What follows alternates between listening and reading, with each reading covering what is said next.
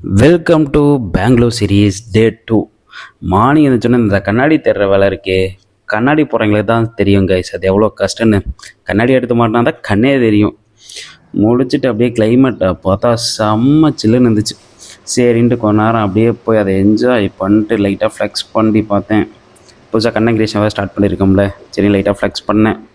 அப்படியே போய் என்ன பண்ணலாம் யோசிக்கும் போது தான் ஒரு ஐடியா கிடச்சிச்சு. ஜிம்முக்கு போகணும். ஜிம்முக்கு கிளம்பி ஷோல்ட்ரு 10 வேரியன்ட்டு 7 செட்டு எல்லாத்தையும் போட்டு நொறுக்கிட்டு அங்கே விநாயகர் இருந்தார். விநாயகத்துக்கு ஒரு வணக்கத்தை அப்படியே பீச்சுக்கு போனால் பூரி சன்னா மசாலா 2 இயர்ஸ் கழித்து சாப்பிட்டு அப்படியே ரூமுக்கு போனால் பாய்ஸ் எங்களோட கைநாளத்தை அடிக்கிருந்தாங்க. அதை பாட்டு பாய்ஸுக்கு ஒரு விஷாக போட்டுட்டு குரூட்டார் 6 இது பாட்காஸ்ட் சார் என்னம்மா கஷ்டப்பட்டுருக்கேன் அந்த மனுஷன், நாமளாம் ஒன்றுமே இல்லைன்னு எனக்கு தோண ஆரம்பிச்சிருச்சு கைஸ்.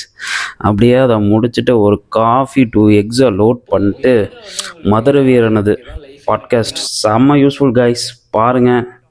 இதை பார்த்து முடிச்சுட்டு அப்படியே கொஞ்சம் ஸ்ட்ரெஸ்ஸாக இருந்துச்சு. கொஞ்ச நேரம் ஆங்க்ரி பேர்டு விளையாண்டுட்டு முடித்தா காலேஜில் வர ஃபங்க்ஷன் டெட்லிஃப்ட் காம்படிஷன்னாங்க.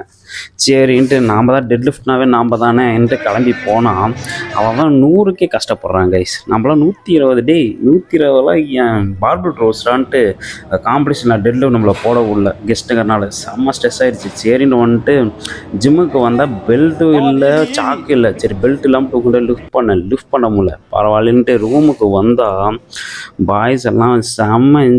ஒருத்தன் சிக்கனை வச்சு செஞ்சுட்டு அப்படியே